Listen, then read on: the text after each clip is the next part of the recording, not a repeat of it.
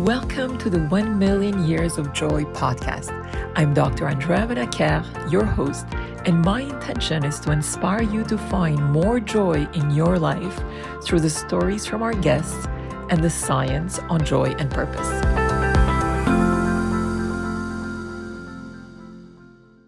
April, welcome. It's such a pleasure to have you with us today. Thank you. I'm delighted to be here. April, you've had an incredibly diverse and rich career spanning over 25 years and 100 countries, which I really find fascinating. Can you share with us how the tragic loss of your parents shaped your journey and led you to become a futurist and an advocate for thriving in constant change? Sure. So, I'll try to keep this brief, but a lot of dots to connect. And I think they'll give us a good foundation and like a landscape to move into from here. So, I'll go ahead and start my parents. And so I grew up in a household where both my parents were educators. Learning was a big deal and money was not a big deal in terms of there wasn't a lot. And also my dad was a cultural geographer. So travel and globes and cultures and what makes the world tick was also a really big deal. And so when I was in college, I was actually studying overseas, and I got the phone call that no one ever thinks they'll get, they don't expect to get. And it was that they both had died in a car crash. And as you might imagine, everything flipped upside down. Everything changed, as I like to say. My family changed, my identity changed, my support system definitely changed, my ideas about my career and my future. And I do talk about this today. I know we'll talk some about flux, but the work that I do today on change and uncertainty in a world in flux and a future in flux and everything's in flux, that really is where my own journey to and through flux began, when everything I thought was going to be in the world, and not from a sense of definite must be this, has to be that, but just when you're 20, you think your parents, they'll probably die at some point. That's what humans do. But you don't expect such a shock where all of a sudden, you have to grow up really fast and you have to take responsibility for yourself. And you realize just how frightening and scary that can be. And if you are present in it and reach out to other humans and, realize that you've got to figure out your way through and that you can still have a happy, meaningful, rewarding life if you can make it through this tragedy, that you start realizing what you're capable of. And it starts to be very empowering to get through something like that and be able to still flourish. And so, I bring that up just because I've been through that, and you don't get over it overnight. You don't get over it in years, but you do start to realize that every day you still have an opportunity to show up for life and to be grateful for the life that you have and to find joy and spark joy and just be in life. That is such a gift. And I think I learned that lesson really, really young. And then over time, to your point, I've had a varied career. I talk about my career as a portfolio. So I haven't climbed a ladder. I haven't pursued one singular path. I have curated a portfolio of different, not just experiences and sectors that I've worked in, but different ways that I've honed my perspective. And so I spent more than a decade in global development, working on financial inclusion and access to water and sanitation and access to healthcare and all of those different things. And then I spent several years working on digital innovation and new business models that are focused on access over ownership. So the sharing economy, if you've heard of that, like car sharing and home sharing and co-working spaces and all that. And I bring all of this up because together, all of those different experiences are what allowed me to transition into this role of a futurist, which is somewhat like an advisor, but I'm helping people and teams and organizations better understand what's on the horizon and how they fit into it. And so I get to do the work that's business and strategy and foresight and where is the world heading? But I also get to do the inner work, because what most people are struggling with when it comes to today's world and the future, it's not about one particular business strategy. It's about how much change and unknown and uncertainty there is. That's what people are struggling with. And so I find that not only my professional portfolio helps with that, but so does my personal journey, and like where this answer began, that actually is coming up more and more and more. I was wondering if we could maybe talk now about your book, Flux, and the 8 superpowers for thriving in constant change, as you just mentioned. Can you explain what flux means to you and how you identified these 8 superpowers? Yeah, so flux. I could talk about flux all day, and we can talk about what it means to be fluxy and to boost your fluxiness. And the point there is that what we start to realize is that our language for change is really limited. It really is. We talk about change as if it's one thing, and yet we love change and we hate change, and change is awesome and change is scary. And we don't have the words to describe what we're actually dealing with and grappling with and going through. And so one of the things I love about flux is that, like, what is it? It's different than change in that it's constant, relentless, continuous change. It's like that, like, flux has this notion. Sometimes people think of it as like chaos or churn. We can use those words, but I just like it as, like, when we talk about change, it's often like a singular thing. But flux is like all of it together. And like, you don't even know where to start. And that's what makes people overwhelmed. And that's what makes people exhausted. And you hear about change fatigue. I actually think it's more like flux fatigue, because change fatigue can happen, but it's not one change. It's all of the changes and all of the unknowns together. And so it is fun to mention also that flux, in terms of what it means, it's both a noun and a verb. So as a noun, it means continuous change. As a verb, it means to learn to become fluid.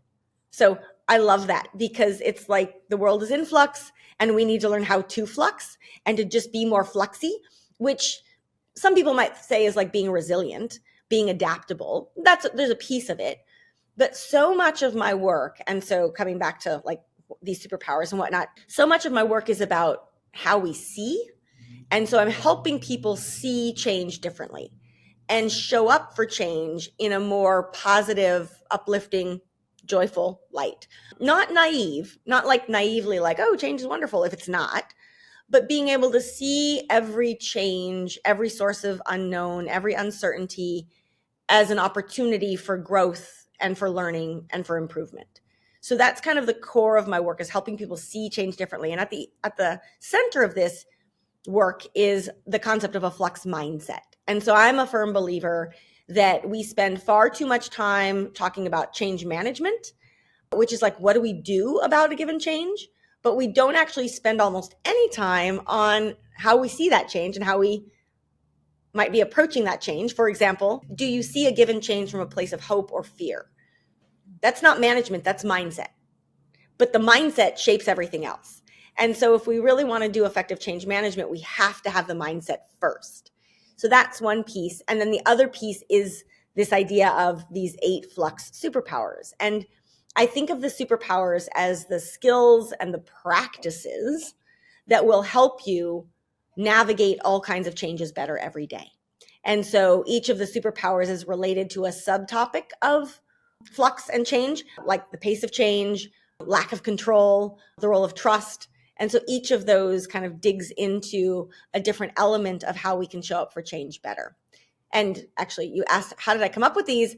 A lot of hard work, a lot of time. Like, I will tell you, there was not some secret recipe or magical that dropped from the sky one day. This was a lot of time, a lot of observation. And in my case, I love Post-its. So a lot of Post-its on my walls for like years of just really distilling these ideas and coming up with this framework and doing different kinds of work in the process of that. But really identifying, for me, a lot of it was identifying, when it comes to our relationship with change, what are the things that people struggle with most? And again, it's just like I was saying, it's the pace of change. It's the fact that the changes we struggle with are the ones we don't control. It's the fact that we don't know what's going to happen. And so this concept of not knowing, it's the role of trust. And again, trust is that trust in you, trust in other people, trust in myself, trust in the system, all different kinds of trust. And so gradually I just started distilling these superpowers around these themes, and they became really robust. And then I spent a lot of time trying to, poke holes in them and figure out what was missing or what was wrong. And then you get to a point and you say, maybe there will be a ninth superpower to add someday, but I think this is it. And you move forward. And so far, I haven't found the ninth one yet, but maybe it's out there.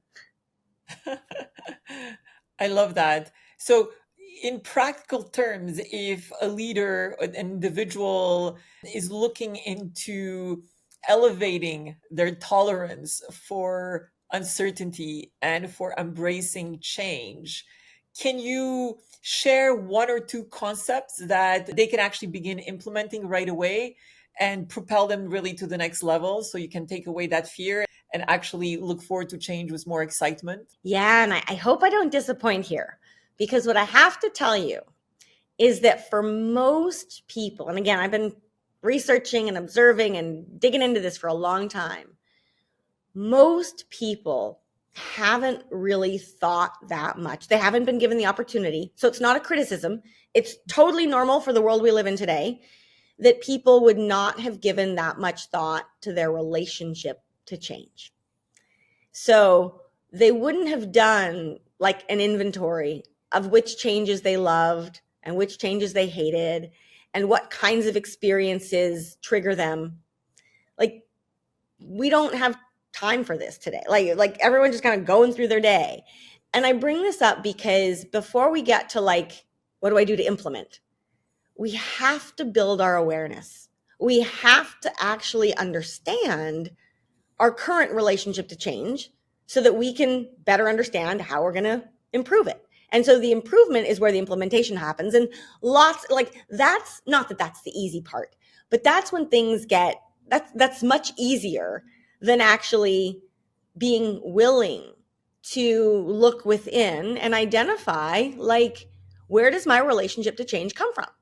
And so I ask people, the first thing I have to have people do is like an inventory of, first off, like, what's the last major change you went through? What's the last minor change you went through? Like, write down all the changes that you've gone through over the last 3 months, 6 months, year, whatever, and then map them. Which ones did you love and which ones did you hate? And you start to, or not hate, but like, which ones did you struggle with? And you start to see some patterns. And one of the big patterns is that we tend to love changes we choose, but we tend to really struggle with changes we didn't choose. Mm-hmm. So then you start getting into that, and there's a whole series of that. But the other piece is asking people, like, did you grow up mostly fearing change or looking forward to it? How were you raised? What events in your life had a profound effect on your feelings about change?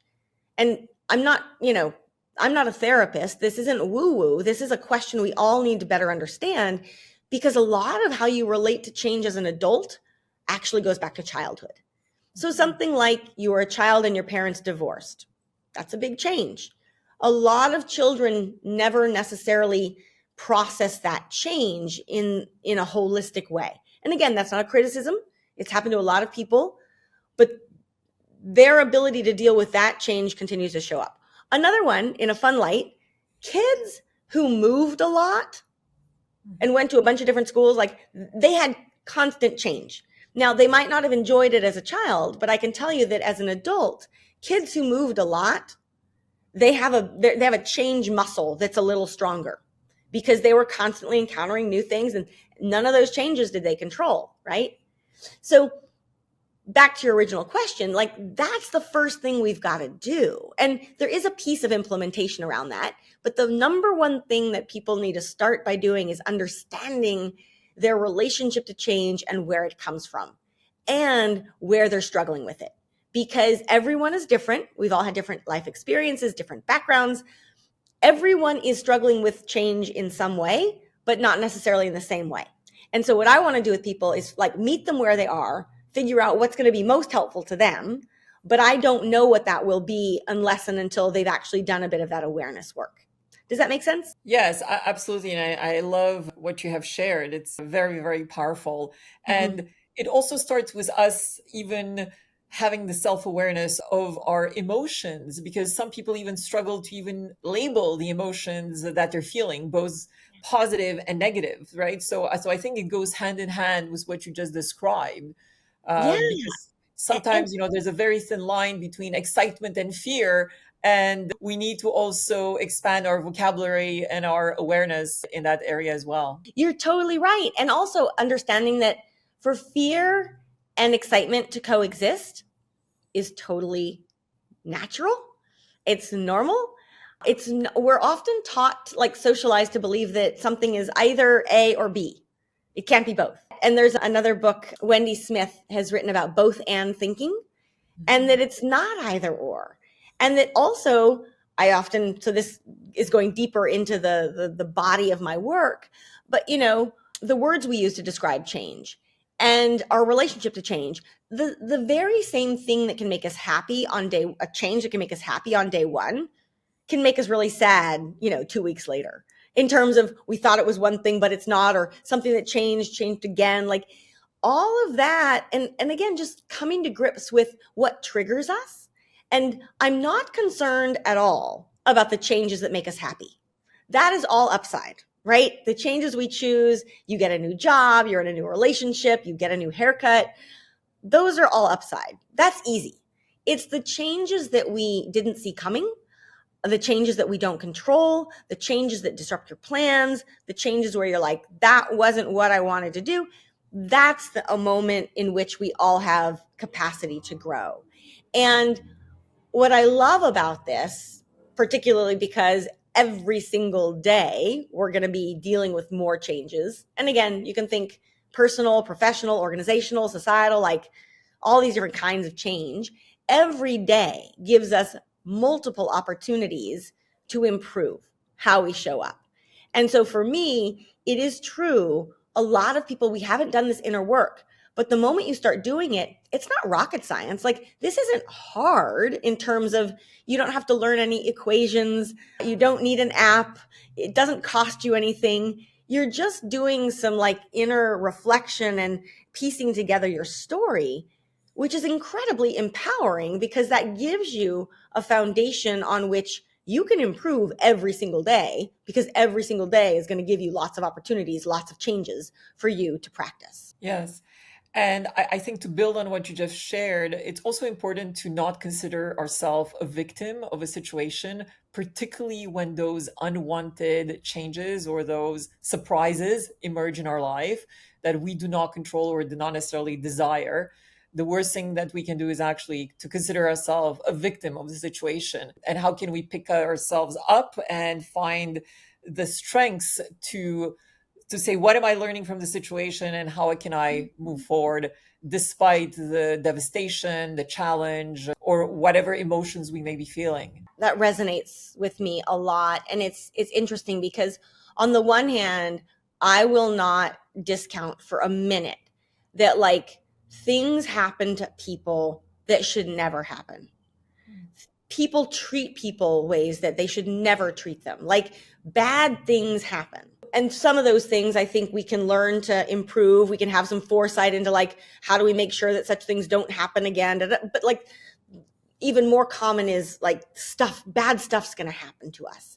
And I love that you bring up the word victim. And it was interesting because when my parents died, I started noticing that my sister and we were termed victims of, the legal system, victims of this accident. We weren't in the car, but we were victims of the results, right? And it was fascinating because I can see why that would be the case. We were victims. We were the ones left like having to deal with this bad thing that had happened. But it's funny, I've never actually had this conversation exactly like this, which is I didn't feel it was like I was a victim of something bad that happened, but I was more like I was a human.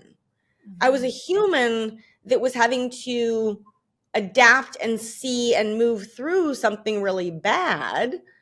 And I do think there's a difference because sometimes if someone intends to harm somebody else, then I want to be very respectful. That is a very different kind of feeling a victim. But when it comes to just the changes we're all dealing with, and this is again, maybe someone loses their job. That's a really common change. And we feel like we're the victim. And it's like, but you know what?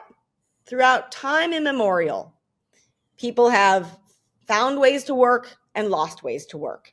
And it's not about you, and it's not just about your employer. Like, this is universal and timeless. Or that, like, you were in love with somebody and all of a sudden, you fall out of love, or they fall out of love with you, or whatever. And it's like, am I a victim? It's like, well, throughout human history, people's emotions have changed and people have grown. And like, so I love this framing, because it's not, in those cases, we are, and I might be overstepping here, but it's almost as though we run the risk of blaming someone for our bad feelings. And it's like, you know what? I could blame a lot of people for my parents' deaths, for sure. But no amount of blaming others was going to improve my attitude about how I move forward. And what I realized was I could change that attitude right now without anyone else. And the moment I did that, it changed how I saw everything as well. How beautiful. Thank you so much for sharing. And when we connected, and as I was reading your book and everything that you've done, you're often described today as an ambassador of joy, which I absolutely love. So, April, what I want to ask you is, do you see a difference between happiness and joy? And if you do, what is your definition of joy? Oh, I love this question. And thank you so much. Like, I almost get tears of joy when I hear that, because I was sharing with you earlier, like, I don't know how to be anyone other than me. And everyone else is taken. I don't think I'm going to be any good trying to be someone I'm not. And I don't think that anyone else can be a better me than me. So, like, I'm going to just own that and be the best me that I can. But hearing other people say that I'm an ambassador of joy, it makes my whole heart like swell, because I'm just being me. Like, I didn't realize that just being me could bring so much joy to others. Now, we'll come back to the joy and whether or not, I do think that in my case, when you experience bad things and hard things, like, it gives you a much closer connection to joy. Not that you will always have it. Like, I think it gives you a much clearer sense that you won't have it at times. And when you do have it, you'll really appreciate it. But it also helps you to learn how to tap into it more frequently, tap into it more easily, understand that it's always there, but that also the difficult times and the down times are what fuel the joy. So, it's like this interplay. Now, joy versus happiness, and I'm going to add one other word here too, which is contentment. These are all, if we had a Venn diagram, there would be some overlap, but there would be differences as well. And it's fascinating. We were, again, talking about this earlier, where I'm half Finnish and grew up in the States, but have a close connection to Finland. And Finland is the happiest country on earth. And I've worked there a lot. And they've asked me, I've led workshops and whatnot on what flux can teach us about happiness. Mm-hmm. And one of the things you start getting into really quickly is, what do we mean by happiness, right? And that quickly gets into, well, what's the difference between happiness and joy and contentment and inner peace and all of these different levels, these emotions that make us feel calm, make us bring some joy, bring uplift. They're all positive things, but there are nuances. And so, and it's funny, again, I've never really thought about this, but I could probably I almost want to draw an image where, like, it's like layers, like a birthday cake or something, right? And at the very base level, the foundation is going to be like, it's like that awareness, and it's like that inner peace, which is not happiness. It's just like peace. Like, I'm okay. I'm calm. I'm present. I'm aware, right? And then on that, you start building, like, the happiness would be like, oh, and I'm feeling good. Sadness would be, oh, I'm feeling bad. But, like, you can't really feel either of those if you don't have presence and awareness of your capacity to have emotions. And then when I think about joy, it's like, that is a flavor of happiness, but there are other flavors of happiness too. Like, I can be just deeply, deeply satisfied. Like, I'm full. And it could be full of ideas or full of love or full of, like, being full is a form of happiness, but it doesn't necessarily mean that I feel joy. The joy is, for me, a type of happiness that is much more connected to, well, the thing that comes to mind first is actually it's connected to gratitude and it's connected to delight. So it's joy of seeing abundance. And when I say abundance, just figuratively, seeing the goodness in human beings, seeing the beauty of nature, seeing the gift of being alive. Like, there's so much reason to be joyful and to be grateful for those things. So for me, the joy and the gratitude really go hand in hand. And sometimes that also just means like the delight and the playfulness. And that's not for everyone, but in my case, again, you know this, my inner child is just really, really strong. And so there's a kind of childlike, in a good way, a childlike playful delight that shows up as joy. And it's like the joy of, like, you give a little kid a balloon and like just the smile and the feeling of just amazement and joy, like that, to me, again, it's a type of happiness, but it's not the only kind. And April, you have traveled to over 100 countries and encountered countless cultures. What are some of the most memorable ways you've seen different communities express and share joy? Well, one thing I will say is that joy, and again, I'm sure you've heard this before and it's probably part of your research and whatnot, joy does not depend on money. That is for sure. I should say, many of the most truly, genuinely joyful people I have ever encountered have been those that, from a, Western developed perspective, whatnot, would have had the least. And yet they showed, and in this case, might not have had running water, might not have had, certainly, usually didn't have a smartphone. Like, these were just people who were alive in the world. And not to say life was not easy for them, but the way in which they just showed up for what was coming and just greeted you with a sparkle in their eye and a smile that would like melt your heart. And then that's the way that they saw their family, and that's the way that they saw their community. And like the simplicity, but the purity of that joy, I actually find it quite hard to replicate, to find in a fast-paced technology, everything's always kind of on the move. You can capture glimmers of it, but it's much harder. So that's one insight, is not just that it's not about money. It's not about all the trappings of what we think of as a modern day, quote unquote, successful life. It's the simple stuff. And I do think the people who are most joyful are not the ones with the most money. They're not the ones with the fanciest cars. They're the ones who have kept that connection to their inner well-being. They are often the ones, and I don't know quite how I would phrase this. And I love this conversation because I talk about joy from time to time, but like never with such a deliberate focus. It's really its own source of joy. But it's the people for whom the way that keeps coming to mind is they have time. They have time to just be.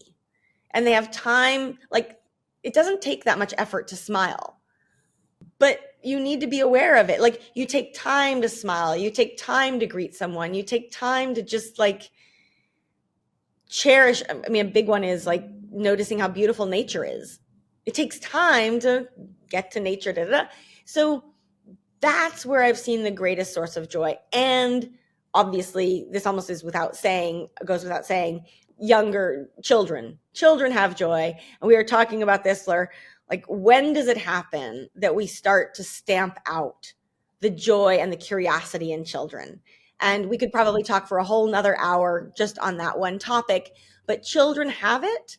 Adults seem to often lose it along the way, but there's nothing that should keep us from, in my experience, that connection to your inner child is also that connection to that additional joy. Yes, and I know you have shared recently that connection to your inner child and what you mentioned earlier about being playful and just open to new experiences. And recently you have even started using temporary tattoos. Can you tell Yeah, us about that and how that is a shared totally. experience with your Totally. And husband? I should be wearing one right now, but it fell off. So anyway, well, and I love that you bring this up because that's the most recent iteration. So my husband and I, we don't have any tattoos. We've wondered, should we get a tattoo someday or should I get a tattoo? And I'm like, I don't know. I like the flexibility of trying new things. So we started, and it began during the pandemic, but now we just keep it up. We put temporary, we pick beautiful temporary tattoos, butterflies and snails and octopi and flowers and mandalas, all these different things. Like once a week, I put on a tattoo. I pick a tattoo that, and the key is the tattoo sparks joy. The tattoo, I look at it, I look at the image, and I just go, oh, that's beautiful. That looks so fun. That looks so interesting, so colorful. You mean I could wear that for a week? Oh, cool. And so I like put it on, and every time I look at this tattoo, and I usually put it on my forearm so I can see it, I just like my whole heart just goes like, this is just so beautiful and such a fun thing to do. And then, it stays roughly a week. It goes away. And then I'm like, oh, let's do another one. And so then, but my mood will change. And then ultimately, the question is, you wear enough temporary tattoos, you can get a sense of what permanent tattoo you may or may not want someday. So it's almost like practice for that. Although I reckon I probably won't ever get a permanent tattoo because I like the temporary so much. But I want to bring up something because the temporary tattoos is one example of this habit. And I think so much of my work in Flux is about like our mindset and so forth. But more than that, it's like the mental muscles that we try to strengthen. How do we build that mindset? How do we groove those patterns and those habits? And so this idea of how to spark joy and how to keep joy in your life, it's like a muscle that we can strengthen, and then we need to practice again, doing it from time to time. And so the other things that we've done, like we just, and it's not about consumerism and buying stuff, but we do, we have a habit of going for a hike on a weekly basis and basically forest bathing, like just bathing yourself in nature. That has been shown, research plays it out, straight shot to joy. So that is another, and like you have this habit of like temporary tattoo once a week, a hike in nature once a week. In the past, we would also get balloons, and no joke, we would just hang balloons around the house because since when does a balloon not make somebody happy? And so there are all these different ways, and again, they're not expensive, they're not fancy, but they're these micro doses of joy that not just help you in the moment, but they start to be part of that muscle training. And then they start to become natural. Like now, the tattoos and the hikes, yes, I still get excited when we do them, but I no longer have to schedule them on my calendar and remind myself to do them. I've now trained myself. I know when that shot of joy is coming. And, maybe it's addictive, but I would say it's addiction of the best kind. Very nice addiction indeed. And thank you for sharing those beautiful and, as you said, easy things that we can all integrate into our lives. Well, and I always love asking people, and I'm sure this has come up before on your podcast, but like, what are those things that spark joy?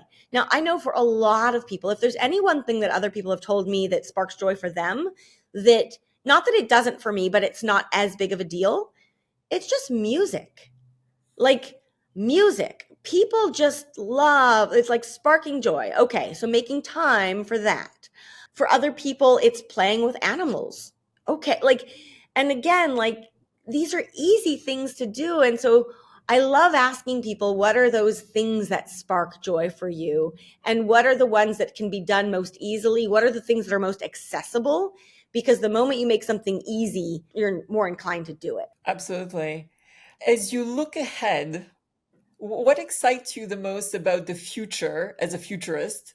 And what are you most hopeful for as we continue to navigate through this era of continued flux and how that connects to joy? Yeah, it was a great question because I think it's also pretty heavy in terms of, as a futurist, I never want to sound like I'm being naive or blind. Like, I'm the first to say, like, the world is facing a lot of challenge. It's a hard time right now, and I don't want to discount that, and I don't want to look like I'm checked out. The world is in a tough spot on lots of levels.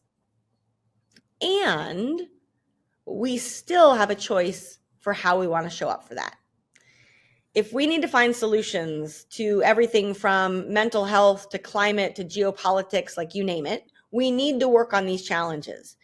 We can work on them from a place of hope and joy, or we can work on them from a place of fear and anger and anxiety. Take your pick. I'm going to go with the former, right? And so that's what I bring up. It doesn't mean that I'm not aware of the gravity and like that I can't feel, I feel angst and anxiety sometimes too. But when I start that mental shift of I'm going to show up, the future I want to invest in, the future I want to be part of is one that is fueled by hope and joy. So if that's the fuel I need to bring to the table. So I share that just as a kind of like, that's how I see the future. Now, does it make me excited about the future? Sometimes yes, sometimes less so. What makes me most excited, or one of the things that makes me most excited, is that on so many levels, it has never been a more amazing time to be alive than today. And that is everything from how easy it is to connect with other people, the many different ways that we can work and create meaningful careers and contribute to society, the ease with which we can access new ideas. Like, we have never had such access to such information and such opportunity. Like, it's astounding. Now, it's not equally distributed. It's not that like the very same technology that can bring people together can also divide people. So it's not like all one thing, but the fact of living in a world with such abundance and such access, to me, it's astounding, and it's something we should never take for granted, and it's a source of great hope, right? So I get excited about that. And then more specifically around my work, and this relates a little bit to what I was saying earlier, is that I actually get really excited that there's more change ahead. Now, it doesn't mean that I like a lot of uncertainty. It would be awesome if things were just like peaceful and perfect every day. Like, who wouldn't like that? I wouldn't mind that either. I'm just very aware that that's not reality. And so I get excited for the changes and the uncertainties and the unknowns for the reason I mentioned earlier, which is that it gives us just this incredible opportunity to improve our relationship to change and to prove that to ourselves that we can do things we didn't think we could do before. We can improve our self-awareness. We can improve our fluxiness, as I like to call it. And we can be better ambassadors and agents of change as well. And so that just makes me excited. That makes me hopeful. Occasionally, it's not that it always brings joy, but I do feel a kind of joy and delight when I think about the ways in which humans can become, I think we're all pretty good versions of ourselves, but I think we can become even, fuller versions of ourselves. I don't want to say better, but like more authentic versions of ourselves and, more joyful versions of ourselves too. So, on those beautiful words, April, I want to thank you. It's been an immense delight to speak with you. Thank you for this opportunity on everything you have shared. Thank you. And it's been a joy to be here as well.